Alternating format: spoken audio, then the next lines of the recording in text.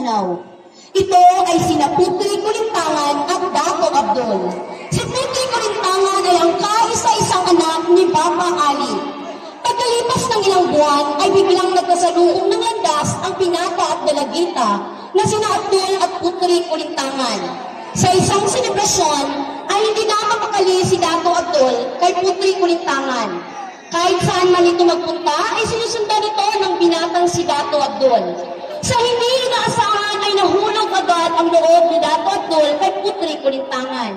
At agad niya itong niligawan at inandugan ng isang awit ng Mamayog Akon. At nahulog din ang loob ng dalaga sa binata. Pagkalipas ng ilang araw ay nawawala si Putri Kulintangan sa isang bundok. At hindi niya alam na may naninirahan doon na isang higanting dragon. Hindi alam ni Dato Abdul na nawawala ang kanyang minamahal. Nalaman niya pa ito sa ama ni Putri Kulintangan. Kaya nung nalaman niya ang nangyari, ay agad itong gumawa ng desisyon na hanapin si Putri Kulintangan.